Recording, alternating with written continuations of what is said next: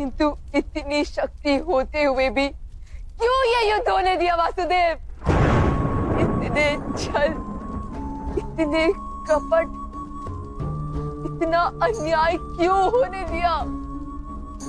सुनो देवकी नंदन, सुनो वासुदेव, सुनो। इस आर्यव्रत से उठ रहे रुदन की ध्वनि सुनो।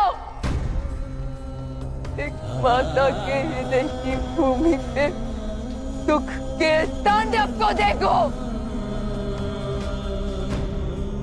हम सब तुम्हारे हाथ की कठपुतलियां हैं, तो क्यों हमारे पास ऐसा भयानक नृत्य करवाया तुमने?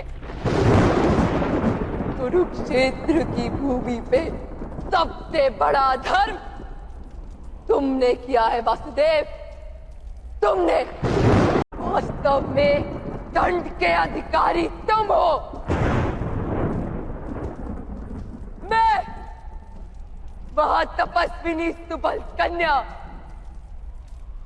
मैं महायोगिनी धृतराष्ट्र पत्नी, मैं महाअभागिनी गुरुराज माता आज तुम्हें श्राप देती हूँ। नहीं गांधारी,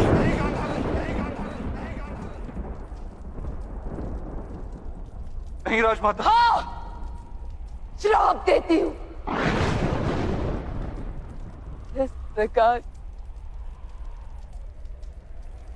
तेरे वंश का नाश हुआ है। इसी प्रकार तुम्हारी आंखों के सामने तुम्हारे यादव, तुम्हारे नगर के सोने के भवन समुद्र के पेट की आग से पिघल जाएंगे।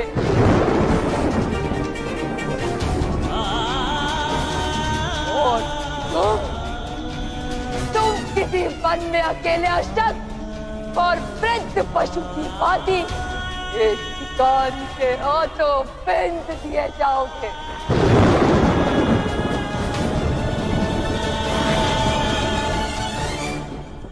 एक पुत्रहीन माता के हृदय से निकला हुआ श्राप कभी विफल नहीं होता, कभी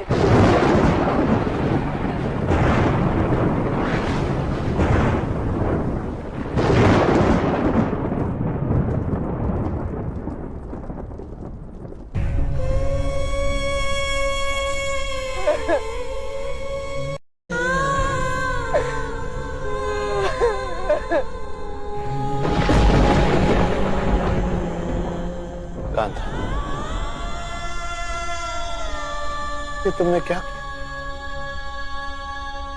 वासुदेव को उनके उपकारों का इतना भयानक फल दिया आपने। इससे उचित तो ये रहता कि आप हम 5 पांडवों को समय के अंत तक नरकवास में चलने का श्राप दे देते। परंतु माधव को इतना भयानक श्राप देकर आपने समग्र विश्व को अनाथ कर दिया। जी, अपने श्राप का निवारण कीजिए। मुझे क्षमा कर दीजिए वासुदेव। मेरे 100 पुत्रों की मृत्यु ने मेरे मन को भावना कर दिया।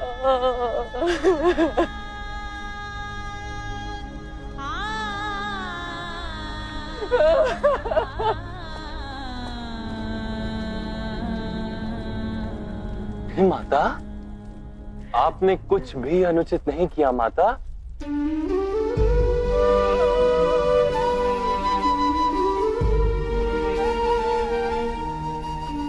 आपका क्रोध उचित है, आपकी पीड़ा स्वाभाविक है। मैंने भी प्रत्येक क्षण इस पीड़ा का अनुभव किया है माता। किसी के अंग कट रहे थे तो रक्त मेरा बह रहा था। कोई वीर गति को प्राप्त होता था तो अपनी पीड़ा की धरोहर मुझे देकर जाता था। विजय का सुख मैंने भोगा है माता, तो पराजय का दुख भी केवल मैंने भोगा है।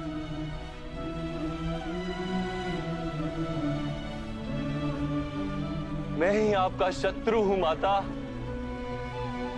किंतु मैं ही आपका मित्र भी हूं, मैं ही आपका पुत्र भी हूं।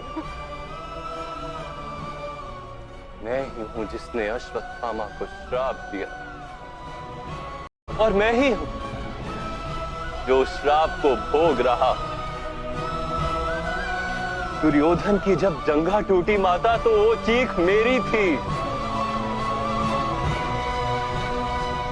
मैंने जीवन भर माताओं के आशीर्वाद को ग्रहण किया,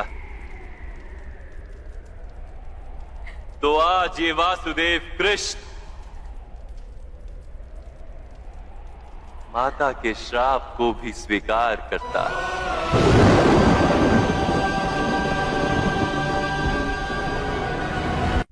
मैं आपको वचन देता हूं माता, जब मेरे वंश के नाश का समय आएगा तो मैं स्वयं प्रथम अपने सुदर्शन से प्रहार करूंगा। नहीं